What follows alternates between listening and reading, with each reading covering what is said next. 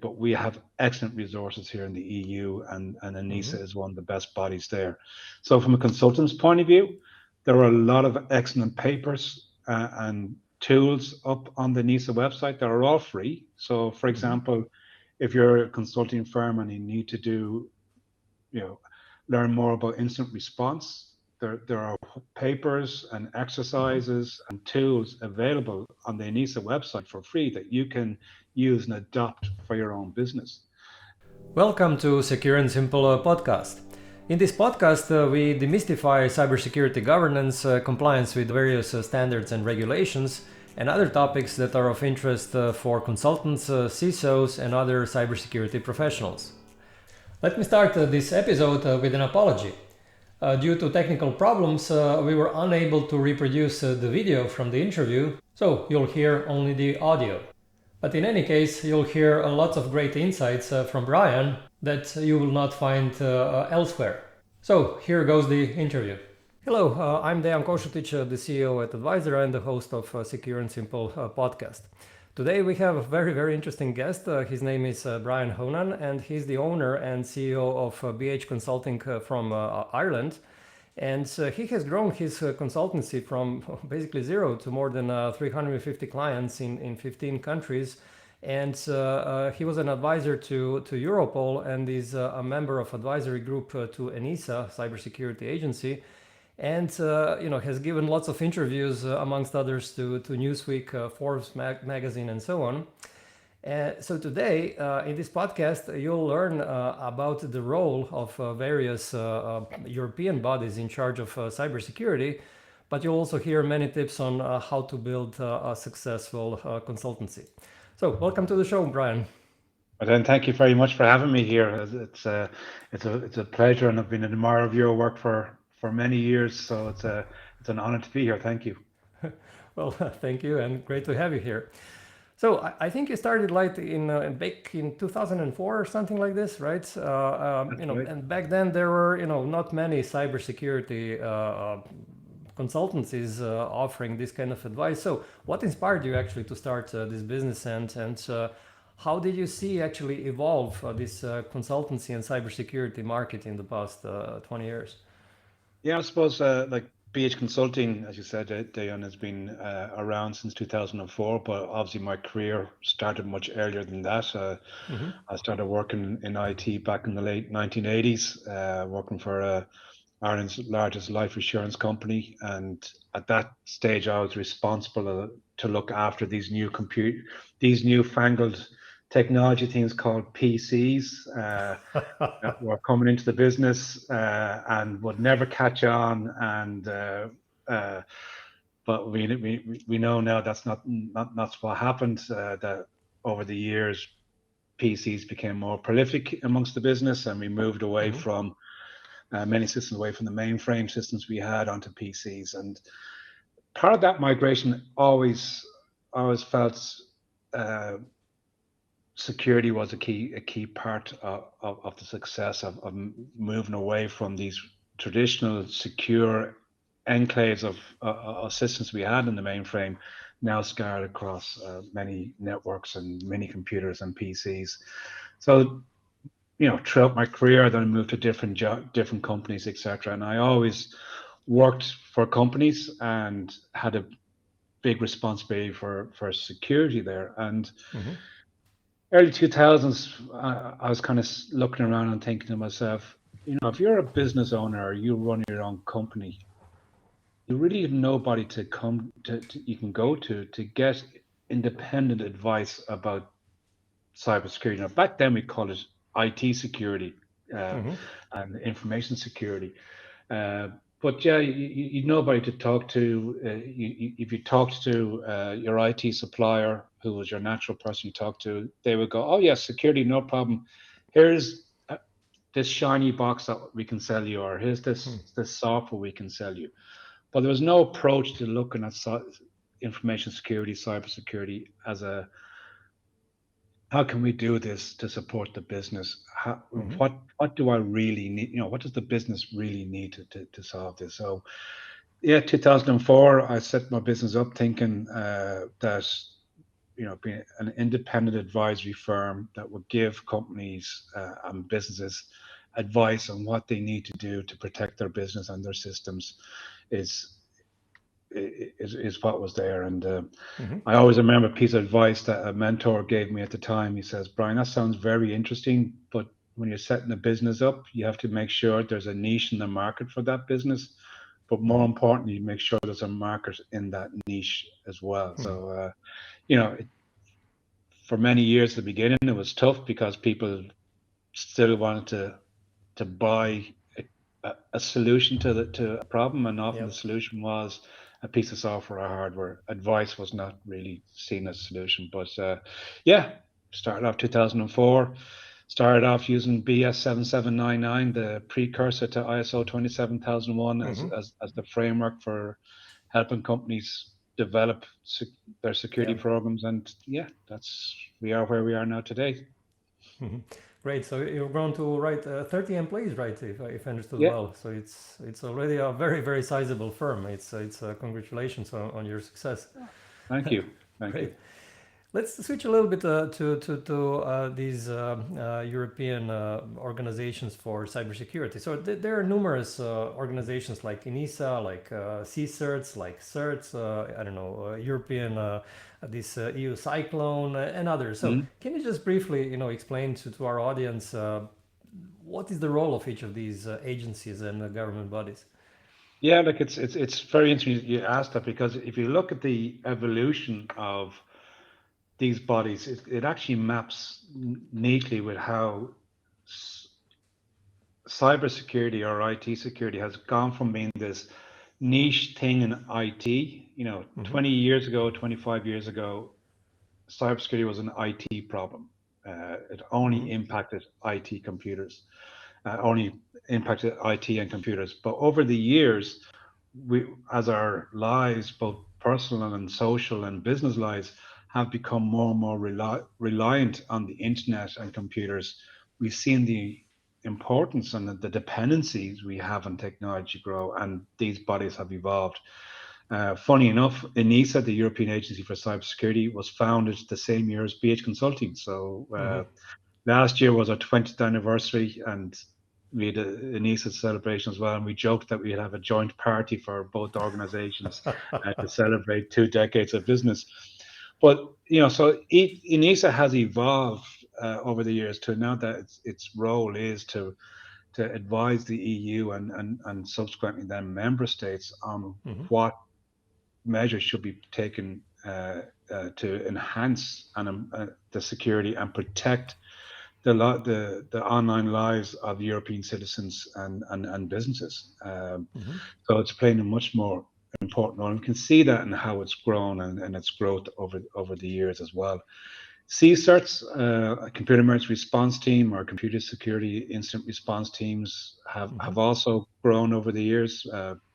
Back in 2004, for example, when I set up BH Consulting, Ireland had no CERT. And one of the great things, or probably one of the bad things, it's a double-edged sword, and you're probably familiar with yourself, Dejan. When you have your own business, you can decide what you want to do, and so you get all the good ideas are yours and all the bad ideas are yours, and you take responsibility for that. And when I set up BH Consulting, it also meant that I was able to talk and try and lobby the Irish government to set up a computer emergency response team. But again, the importance of cybersecurity was not appreciated either at national level or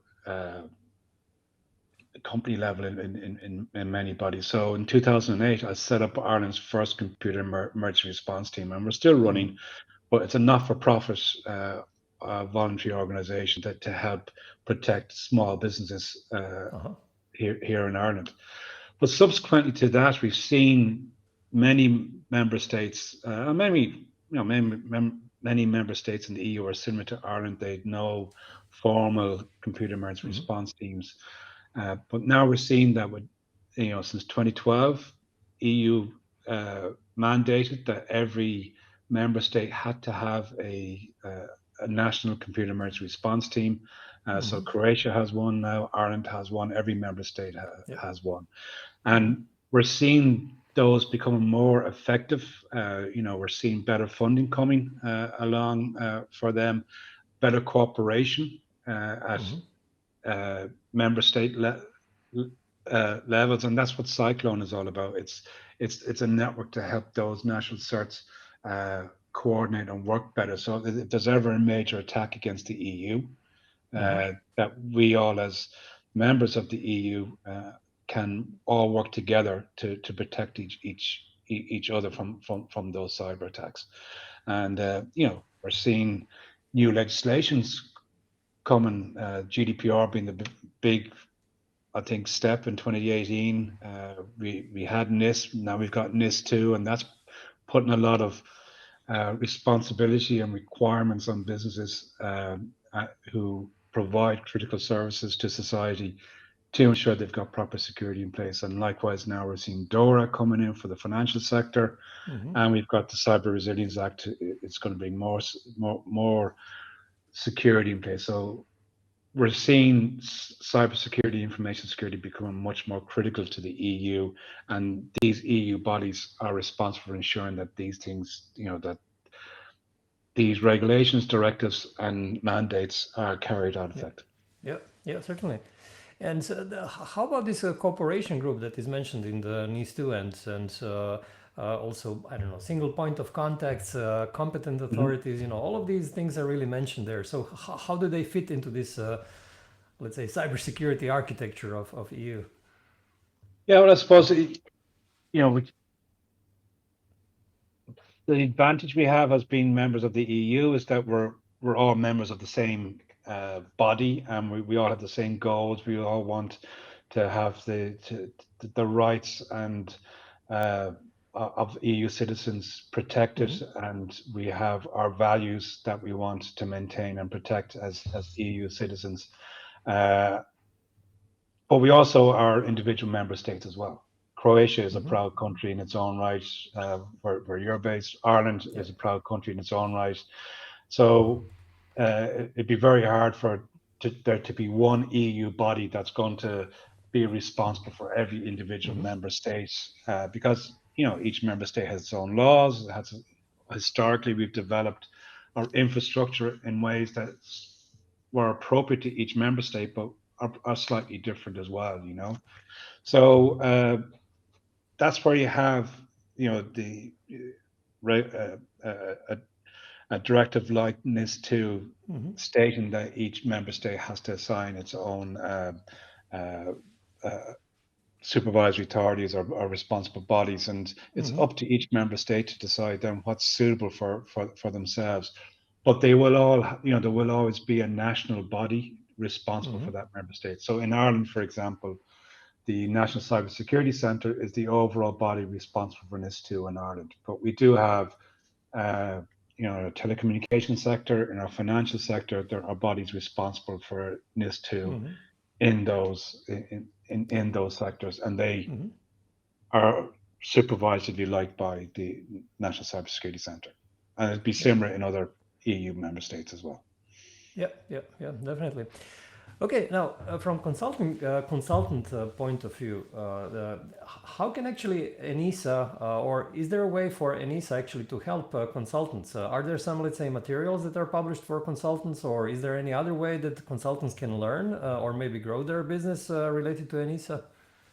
I think ENISA is probably one of the best things we have from cybersecurity in the EU, but it's probably one of the least known things we have from cybersecurity. Not many people understand ENISA, or even I've had experience, Dan, of here in Ireland, or even working with clients throughout the EU and mentioning ENISA, and people go, "Who? We've never heard of them." And so, and I don't think that's ENISA's fault.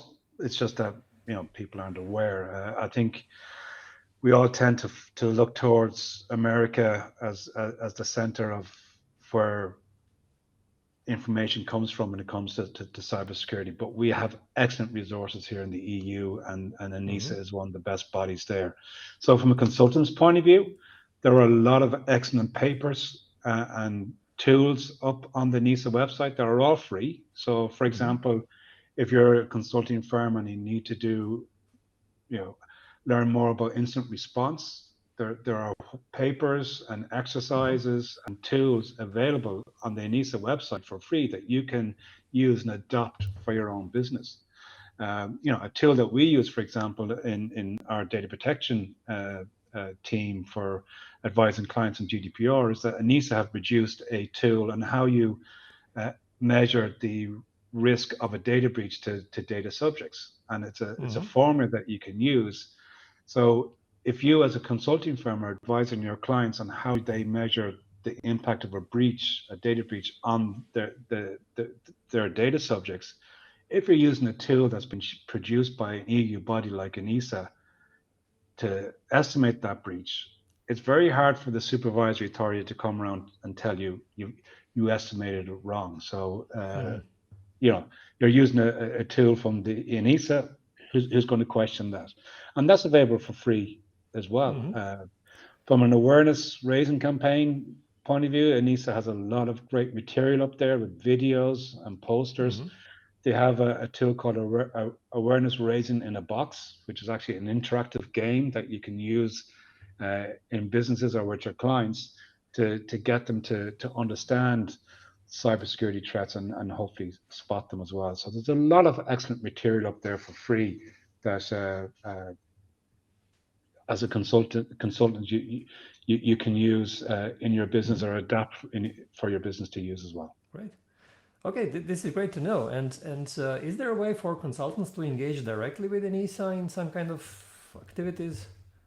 Thank you for that question, Dejan, because I actually meant to say that as well. Yes, so from regularly ENISA, they don't produce all this material by themselves. They actually put together what are called ad hoc working groups, where they get experts throughout the EU to take part in these groups to help them develop that material. So you don't represent your business or your company, whether you're working for your own small consulting firm or a large multinational. You're there as an individual, but working with an ad hoc working group gives you many advantages in that, one, you're working with other experts throughout the EU, and you get to learn from them. I've learned so much from working on ad hoc working groups from the colleagues I've met over the years in the different groups.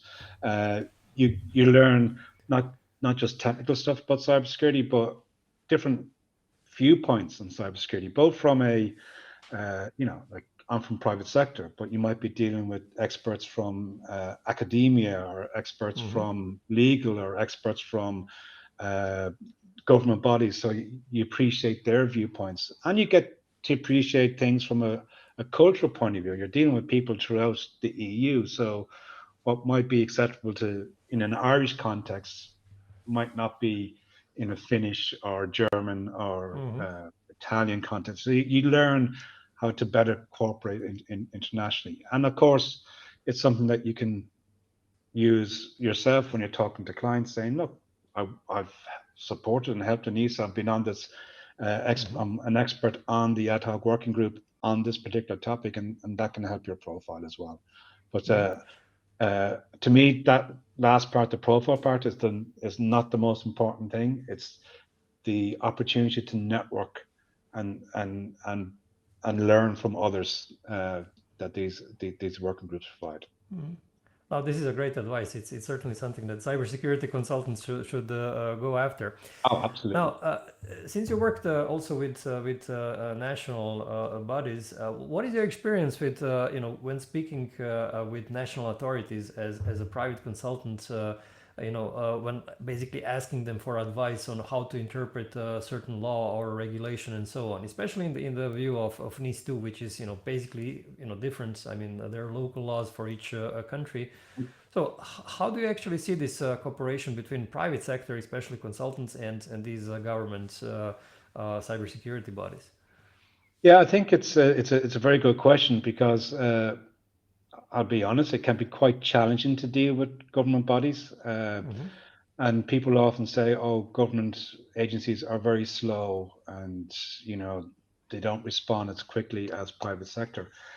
But when you look at it, the government agencies have to be very careful what they say and what Hmm. they recommend and what they do. So that's why it takes maybe a government agency longer to give you advice or guidance on what needs to happen, because they have to interpret the EU directive. They have to Hmm. translate it into, so for example, you mentioned NIS2. So NIS2 came out, the Irish NCSC, National Cybersecurity Centre, which is responsible for NIS2 in Ireland, would have to take the directive, understand what it actually means, translate it into the Irish context. Are there Hmm. existing laws in Ireland that cover parts of NIS2 or not? And if there's not existing laws in Ireland, well, then we have to create a new bill, uh, uh, and then that bill has to be reviewed and go through Parliament and be approved by Parliament. So it can take a long time, where us working in the private sector, we're going, we want the answer now. How can it? My client wants to know what they need to do for this too. Tell me what I need to tell my client. And the government body's going, well, we're working on it. We'll Yeah. produce guidelines next month or 6 months down the road. So it can be frustrating. And I'm sure anybody, yourself and anybody else in this podcast, can probably appreciate that with your own clients going, tell me what I need to do to be compliant with this too. Mm. And we're all going, we don't, and we don't like to say we don't know, because that can come across to your clients as this, well, why am I paying you to do this, Yeah. work if you don't know? Um, so what I actually do is, no matter what the framework is that, even GDPR or DORA, uh, and this to look at an international standard, uh, as a way to build your security framework with those clients, because these international standards, you know, the regulations often cover a lot of stuff. So if you look at NIS2, they talk about, you need to have risk management, you need to have policies, and then they talk about the technical controls you need to have in Hmm. place.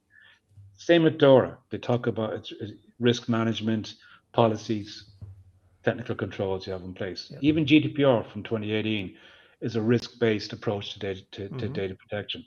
So if you use an international standard, the one that we use a lot is ISO 27001, Hmm. and that is very much focused on risk management and policies. And indeed, even the latest version, 2022, there's a huge focus on vendor management and managing security in your supply chain, which again, NIS2, DORA, etc., all focus on as well. So what I would suggest, if you're worried about how do I help my clients comply with NIS2 or DORA Hmm. or whatever other regulation or directive is going to come down, either at a EU level or at a national level, is to stick to well-known and trusted and robust international standards.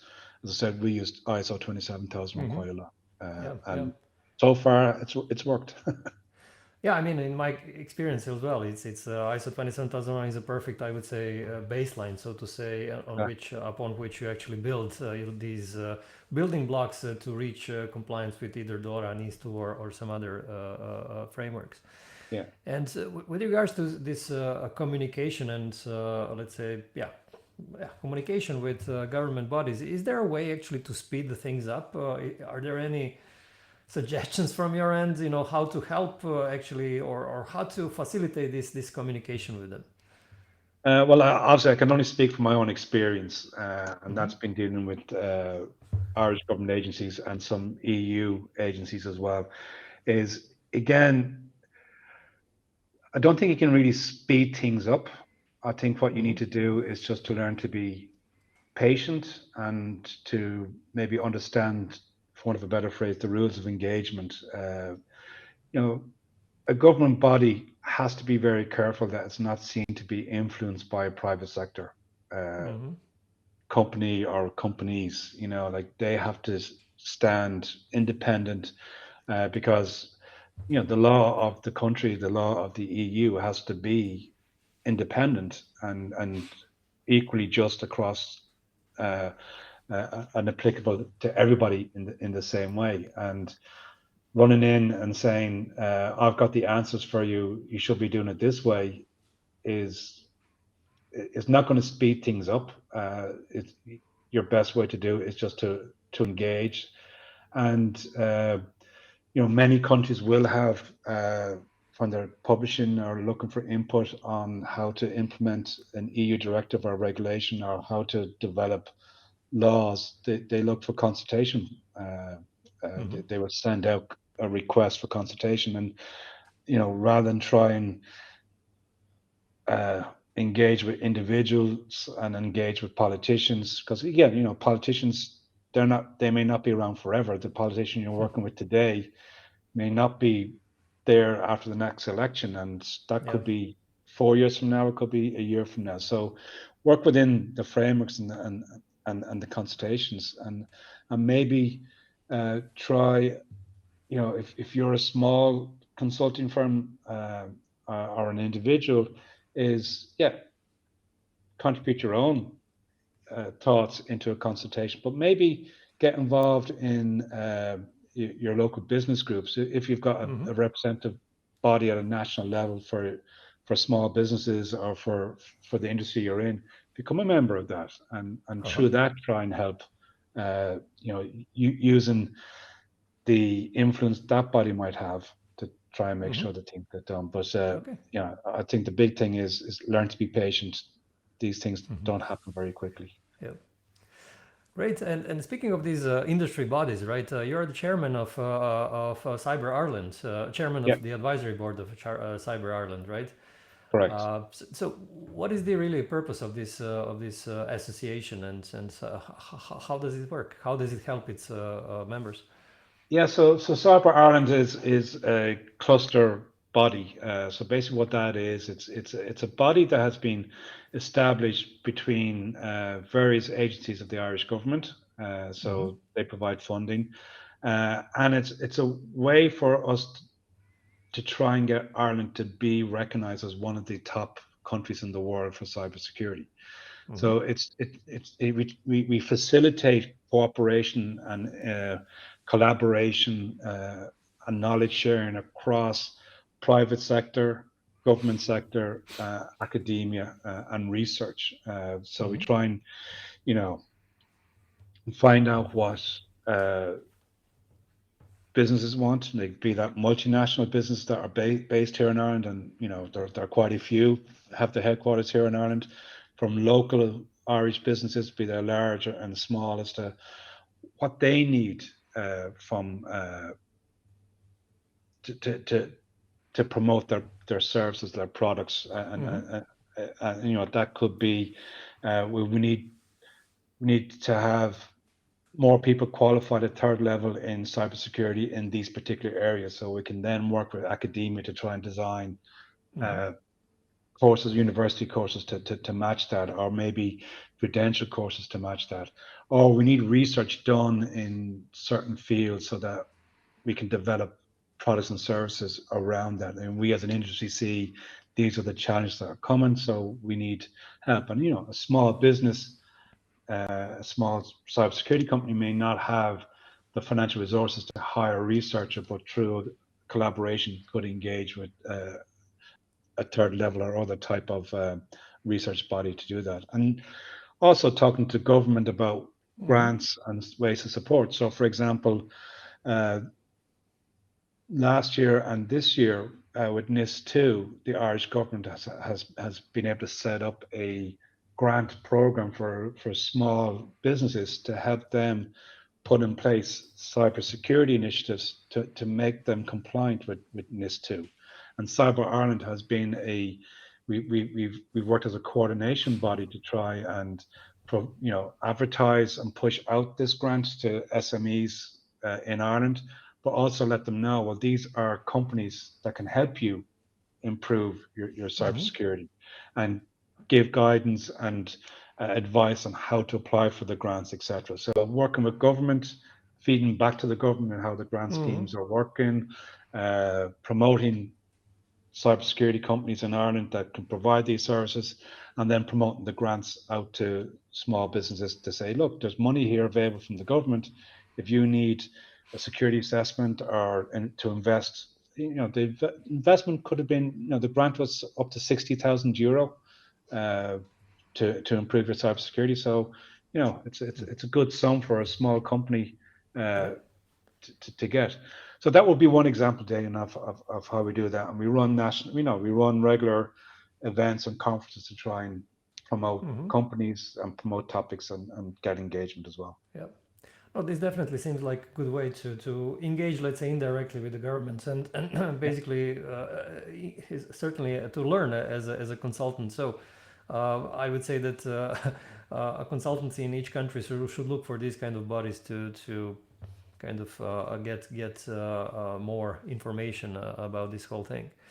And actually, Okay. it's a good point you make there, Daniel, because come back to the last question you asked me about how can a consultant help influence what the government does with NIS2 or other regulations.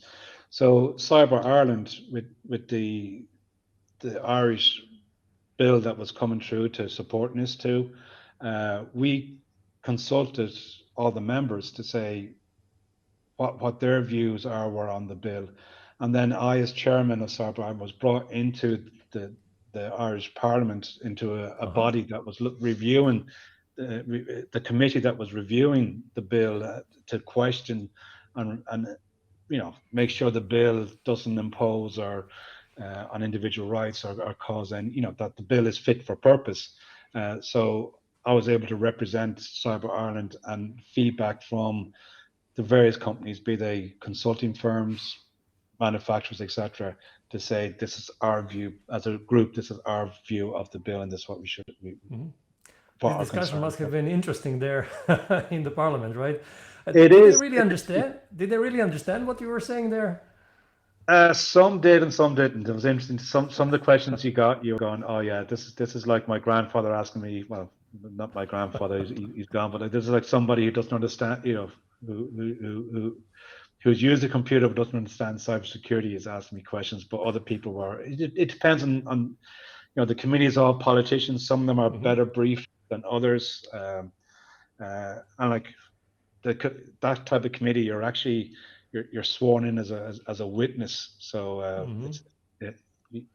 it's a very serious experience. You have to make sure you answer questions correctly and that you're And I'm asking you this because you also mentioned earlier that this I would say speaking about cybersecurity in business terms, so that let's say the business side can understand you is very important, right? So how do you actually achieve it? I mean, how do you actually translate this cyber or IT language into a language that a business can understand? Yeah, I think you have, well, first of all, you have to appreciate, understand the business you're engaged with. So as a consultant, we have clients that are in the public sector, so government bodies. We have clients who are in retail. We have clients who are in hospitality. We have clients who are in healthcare. We do a lot of work with charity companies. We have companies that are software, IT, technical companies, and each of those businesses have different goals. So if we're working with a government agency, we don't talk about profit because government agencies don't make profit. And similarly with a charity, we don't talk about profits to charities because that's not what they're concerned about. Healthcare, or maybe if they're a private healthcare provider, yes, profit is part of it, but ultimately it's their interests are making sure they're looking after patients. So it's understand, you have to understand the business and translate into their key concerns. So, a charity, for example, most charities rely on donations. So you need to talk about, protecting their information they may have about the people who use the charity, because some of that could be quite sensitive, particularly if you're dealing with charities who deal with people in, in tough situations. If you're dealing, so that's the information you need to protect. They're worried about donors, and then they're worried about reputation. So from their point of view, if they have a cyber attack, yes, there could be GDPR implications if personal data is lost, but also maybe loss of confidence in them as an organization, that people won't donate money anymore. Or some charities actually will have people who donate money there might be famous people or well-known people who do not want it to be known they've been given money Yeah. to charities, and if that information got leaked, would be worrisome. So it's understanding that to get there. So yeah, understand the business. Try and don't talk about firewalls or cyber attacks. I remember dealing with one client, and the CISO in the business was present his his presentation to the board, and he was going, "Oh, we get 2 million cyber attacks against our firewall every day," and you could see people on the board that A, didn't understand what he meant, and B, they were going, 2 million, that's a lot. Don't need to be worried about that. And like the language should be more, we are obligated under GDPR or NIS2 or DORA to have this in place. These are the risks identified that we need to address. And you don't talk about and have proper risk statements. I don't know, but I'm sure you've seen it as well, Dejan, where you go in and somebody says, "Oh yeah, we've got a risk register," and you go, "Okay, can I see that, please?" And they go, "Yeah," and there might be one line, and hacking is the risk, and you're going, "That's not a risk register, and that's not even a risk. That's just a word, Yeah. Uh, the risk is we could face fines on the GDPR if we were to have unauthorized access to customer data. That's the risk, and business understand that. So it's speak in terms of risk, speak in terms of what they can do to support the cybersecurity function. So you have to go with your ask, the ask you have. You have to coach that in a language that they understand, and whether it's money, and you have to say, we need 25,000 euro for this investment because otherwise this will happen. But do coach it in language they understand. Don't say we need 25,000 euro for a state-of-the-art next generation firewall that's using AI intelligence to stop the hackers. They won't care about that. Not going to work, no. Not going to work, exactly. And then, using maybe a maturity framework. There's quite a few of them around. You can use a maturity framework and say, a business this size in this industry should have, on average, a maturity score of 3 out of 5. Your score is 1.8. This is what we need to do to get to 3. And once you're at 3, we need to maintain that program or continue to be above average if you want. And that's a way to get non-business, non-technical people, non-cybersecurity people better engaged in cybersecurity, in my opinion.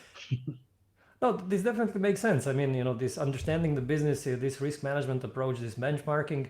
But did you ever try to, let's say, think about how to achieve a competitive advantage through cybersecurity? So, is there, any, let's say, examples maybe of using cybersecurity in that way? Yeah, absolutely. Even before NIS2 came along and started talking about securing your supply chain, I was saying to boards and customers, you're going, as you engage new customers, you're probably going to be getting supplier questionnaires, and we've all seen them. These are, 100, 200 questions. Do you have antivirus software in place? Yes. Is it installed on all computers? Yes. Tick, tick, tick, tick. And you then have to provide a whole lot of additional information. So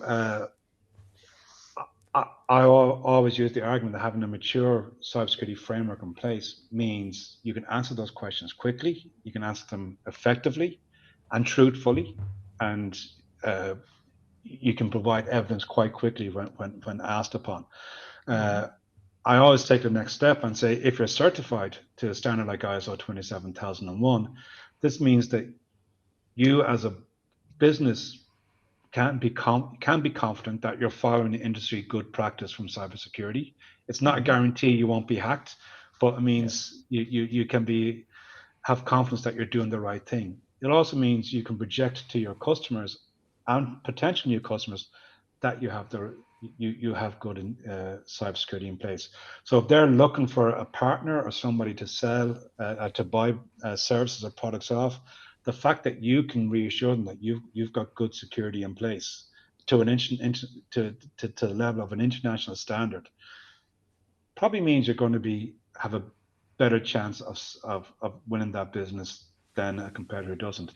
Nowadays, it's probably even more important with Mm-hmm. NIS2 and DORA all now putting a stronger focus on the supply chain, and that companies uh, regulated by those directives that they need to have that they need to prove they're managing the risk, the cyber risk in their supply chain. And Definitely. so they're going to get tired of sending out questionnaires to everybody. So being able to talk to a company in business that can demonstrate they've got good Mm-hmm. cyber security in place will be a positive step. Yeah, basically, and both NIS2 and DORA actually require suppliers of these companies in scope to be compliant with a standard. Yeah, They don't stay 27,001 per se, but I mean, 27,001 is, well, probably the most popular standard around, yeah. yeah. And from consultancy point of view, what would you say is a bigger opportunity? Is it NIS2 or DORA? It's a very good question. I've actually never thought about it. Uh, I wouldn't split the two because if you examine them, they're very similar. It's just Mm-hmm. that they apply to, they can apply to niche areas. So NIS2 actually covers the majority, covers the sector as well. DORA is very focused on Mm-hmm. financial sector, but maybe has a broader scope to take in fintech and other type of bodies as well. Um, so yeah, like we have we have services that we've developed for NIS2 and we've Mm-hmm. services we've developed from DORA. There's not a huge difference between them. Mm-hmm. There are specific requirements that you need to be aware of Yeah. that are slightly different. But yeah, it's a good question. I probably need to ask that question of my chief commercial officer and Yeah. ask him where he sees the opportunities. But Yeah, actually, it might be more like a marketing question because obviously NIS2 is intended for these critical infrastructure companies, DORA for financial industries. So the question is really, where do we have a better entrance to which of these industries well, do we have better channels I'd to actually penetrate, right? I actually would turn it around and think I if you focus on those areas, like so look, we're a small consulting firm, we're 30 people, and Mm-hmm. many people into this are probably similar size or smaller, maybe slightly bigger. But the regulated entities will probably go for the big traditional consulting firms to help them Mm-hmm. be compliant to, because the old saying, nobody gets fired for buying IBM, Yeah. uh, but for the my belief, the opportunity is in the supply chain. Uh, Mm-hmm. so it's not just those regulated bodies. What DORA and NIS2 is doing, it's putting focus on the supply chain, and it's requiring companies outside the scope of those directives and regulations to improve the cybersecurity. And that, to me, I think is the where the bigger opportunity is, because if you want to do business with those organizations, you have to be able to demonstrate and prove Mm-hmm. your. Yeah. And there is a multiplier, what, let's say X5 or X10. I mean, there are as many Yeah, suppliers to one company, right? So it's, yeah, correct. definitely this is a much bigger opportunity. We have one client who has 3,000 suppliers. Oh, wow.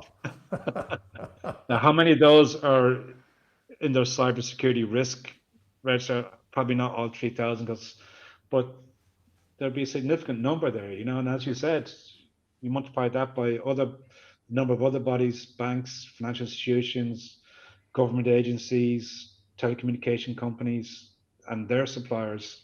That chain is Mm-hmm. big, and there's lots of Quite big, yeah. lots of Yeah. scope. Yeah. Okay.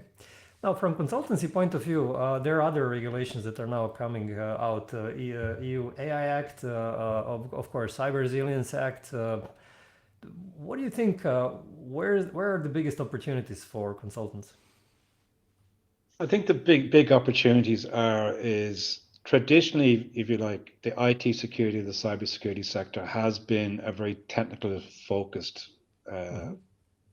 area. Like you and I, Dejan, are probably we've both been the ISO 27000 world a long time, and you know uh, we've observed maybe lots of other companies specialize more and more on the technical aspects of cybersecurity because that's where the cool stuff is, the hacking and the configuration and social engineering and all that sort of stuff. That's where the fun is. Writing policies and doing risk registers is not exactly the most exciting stuff to be doing. Unfortunately. Unfortunately, but uh,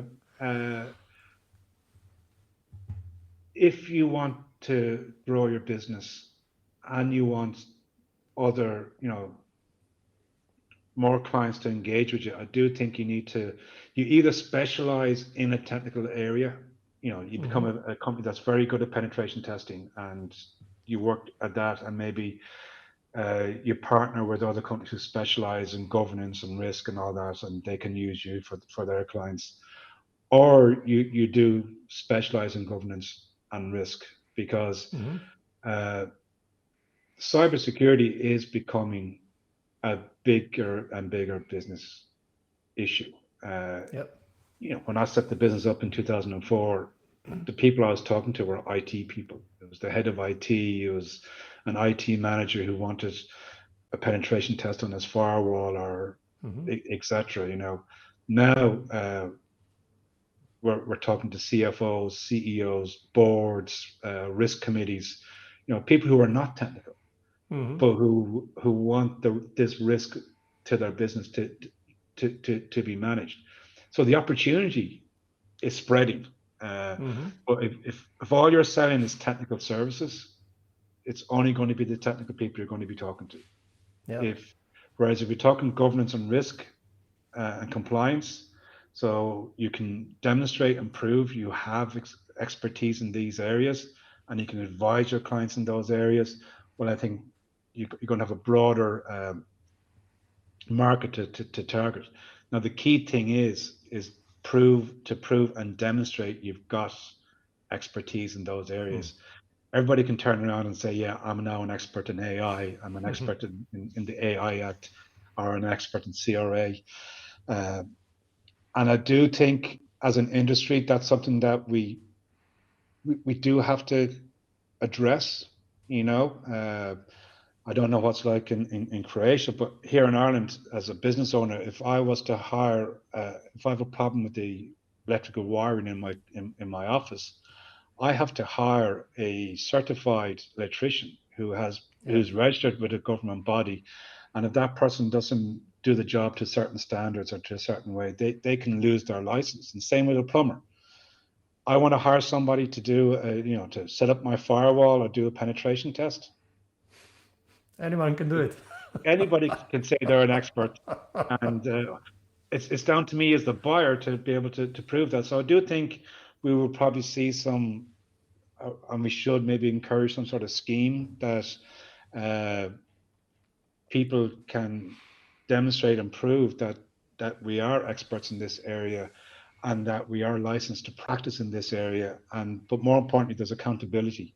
So that if you're saying you're an AI Mm-hmm. expert, but you've only just read a white paper on AI, on the AI Act, and now you're going out advising clients on it, there has to be accountability for when you give those clients the bad advice or whatever. So, Mm-hmm. but yeah, I think uh, that's something that it's not very popular when I'm not very popular when I say that, but I think it's something that we have to address. Yeah, but this is definitely an important thing. This kind of a licensing of this whole industry and Yeah. consultants within it. Yeah, certainly something that needs to be that needs to be put forward. Okay, so let's wrap up this discussion today. So, what would you say are kind of top things that consultants should keep in mind when building their, let's say, successful career? Well, this is a very good question. I often joke is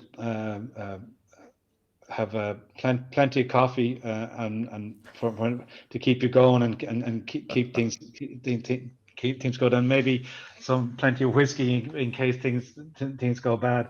Often when we talk about setting up a business, people think, oh, suddenly you're going to be a millionaire, or suddenly you're going to make loads of money and things are going to be successful.